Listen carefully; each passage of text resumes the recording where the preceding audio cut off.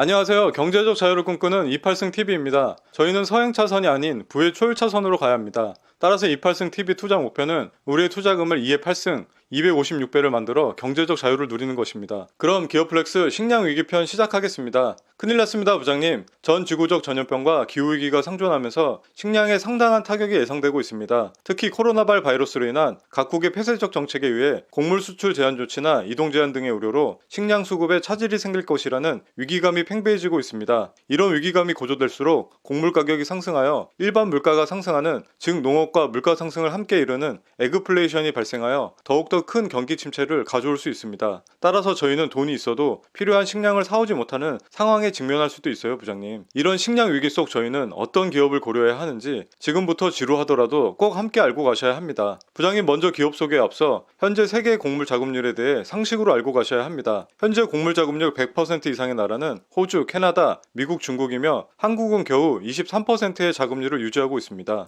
부장님, 이뿐만이 아닙니다. 식량 가격 지수가 2020년 10월 107.5를 기록하였습니다. 현재 코로나로 인해 잠시 주춤했던 식량 가격은 집콕적 증가와 공급 불안에 의해 지난해 6월부터 7개월 연속 국제 식량 가격이 상승하고 있습니다. 이것은 곧 물가 상승으로 이어지는 에그플레이션이 발생할 수 있는 위험 신호를 가리키고 있습니다. 품목별로 보면 2019년 12월과 비교해 곡물 19%, 유지류 25.7%, 유제품 5.1%, 설탕 4.8%, 4개 분야에서 모두 가격 오름세를 보여주고 있습니다. 그중 저희 실생활에 가장 밀접한 곡물 가격 변화에 대해 주목해야 합니다. 부장님, 곡물 선물 가격도 함께 살펴보니 현재 귀리, 소맥, 대두 등 모든 곡물의 선물 가격이 상승 추세를 보여주고 있습니다. 부장님, 이러한 식량 위기 속에 중국에서는 2021년 8대 경제과제 중 하나로 종자 산업을 치명적 핵심 기술 차원에서 대응해야 한다고 강조하였습니다. 현재 중국에 있어 치명적 핵심 기술은 반도체 등 첨단 분야에 국한되었지만 최근 코로나발 미중 경제 전쟁에 따라 중국은 종자 산업까지 핵심 기술 범주에 포함시켰습니다. 그래서 이렇게 중국까지 목숨 걸고 지키려고 하는 종자 산업이 뭐가 있을지 조사해봤습니다. 세계 1등 종자 점유율은 역시 몬산토였으며 2위는 듀폰, 3위는 신젠타가 기록하고 있었습니다. 종자 시장 규모가 2023년 860억 달러, 약 100조 규모가 되다 보니 세계 정상에서 모두 종자 산업의 독점권을 확보하려고 노력하는 것 같습니다. 부장님, 종자 기업에 대해 조사하다 보니 최근 세계 농화학 기업들이 대규모 합병을 진행하였습니다. 먼저 1,400달러 규모인 다우케미칼 듀폰,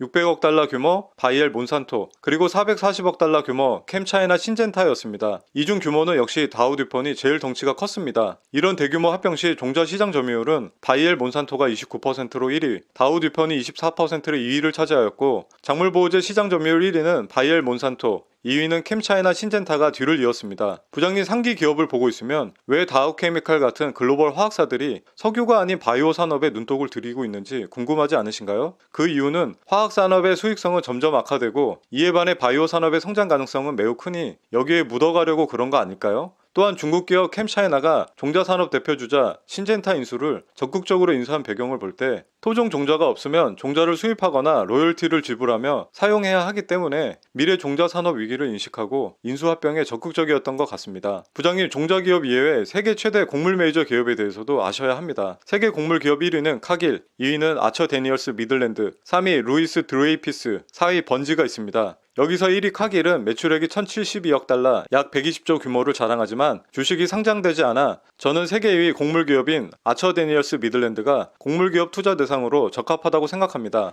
우선 모든 곡물 메이저 회사는 곡물 엘리베이터를 소유하고 있습니다. 이 곡물 엘리베이터는 생산자로부터 밀이나 콩 등 곡물을 매집한 뒤 건조, 저장, 분류, 운송하는 시설을 의미합니다. 지금 ADM의 곡물 수출 엘리베이터 현황을 보면 ADM은 소재 항구 9개, 저장 능력 99만 톤, 선정 능력 1만 8천 톤을 미뤄볼 때 곡물 저장 및 선정 능력이 곡물 1위 업체 카길에 대해 전혀 꿀리지 않습니다. 이래서 ADM도 곡물기업 투자 대상으로 손색이 없습니다. 부장님, 정말 고민됩니다. 앞서 소개드린 종자기업 중 미국 기업으로 투자 가능한 세계 1위 화학공룡 다우케미칼, 세계 2위 종자공룡 듀폰이 만나 합쳐진 다우듀폰, 그리고 세계 2위 곡물기업 아처 데니얼스 미들랜드, 이 두 기업이 제 마음을 어지럽히고 있습니다. 이휘재의 인생극장이 생각나네요. 좋아, 결심했어. 마지막 최종 결론은 물론 부장님이 내려주시겠지만 저는 곡물 가격 상승이 주가에 바로 반영될 수 있는 세계 2위 곡물기업 아처 데니얼스 미들랜드를 선택하겠습니다. 아처 데니어스 미들랜드를 소개하기 전 그래도 제가 고심했던 종자기업인 다우듀펀의 매출 및 주가에 대해 짧게 설명드리겠습니다. 다우듀펀의 티커는 DD이며 현재 주가는 86.36달러입니다. 총 매출은 상승폭이 적으며 영업이익 또한 아직 적자 상태로 이렇다 할 좋은 성과를 보여주고 있지 않지만 무시할 기업은 아닌 것 같습니다. 그럼 제가 선택한 아처 데니얼스 미들랜드에 대해 간략히 소개드리도록 하겠습니다.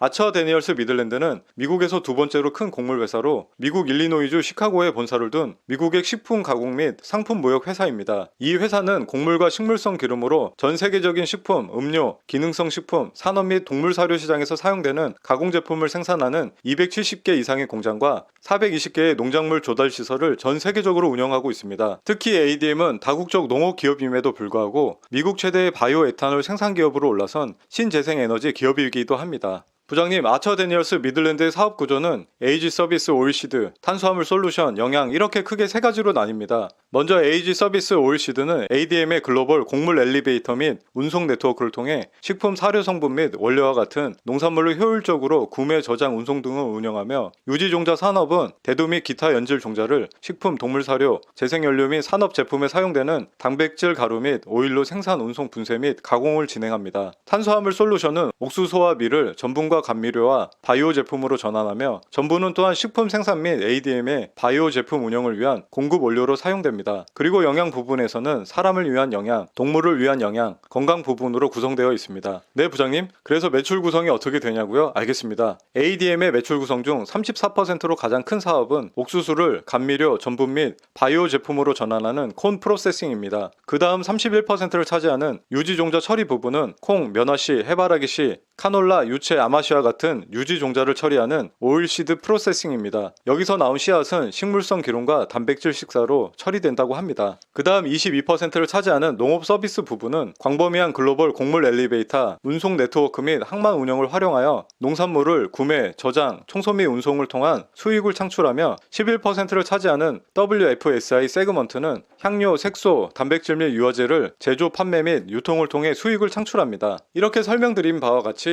아처 데니얼스 미들랜드는 세계에서 가장 큰 농업 회사 중 하나입니다. 아처 데니얼스 미들랜드의 사업에는 곡물 저장 및 지방종자 처리뿐만 아니라 농업 저장 및 운송이 포함됩니다. 이런 제2위 곡물 기업 ADM의 글로벌 네트워크는 전 세계적으로 사업을 확장시키고 있습니다. 부장님, 아처 데니얼스 미들랜드의 사업 구조는 에이지 서비스 오일시드, 탄수화물 솔루션, 영양 이렇게 크게 세 가지로 나뉜다고 앞에서 설명드렸는데요. 농업 서비스 분야 2020년 3분기 영업이익은 4.4억 달러, 약 4,800억, 전년비 5% 상승하였으며 탄수화물 솔루션 분야에서는 2.5억 달러, 약 2,700억으로 35% 상승하였습니다. 전분을 활용한 바이오 에탄올 판매가 호조를 이루면서 매출이 상승한 것으로 보여집니다, 부장님. 그리고 영양 부분에서는 1.5억 달러, 1,700억 원으로 25% 이익이 상승하였으며 총 영업이익은 9억 달러, 약 1조로 전년비 19% 상승에 좋은 성과를 보여주고 있습니다. 하지만 여기서 표현은 안 했지만 조기 퇴직 비용이 396억 달러가 발생하여 총 영업이익은 좋지는 않았지만 일회성 비용으로 기업의 펀더멘탈은 전혀 문제 없어 보입니다. 아처 데니얼스 미들랜드의 티커는 ADM으로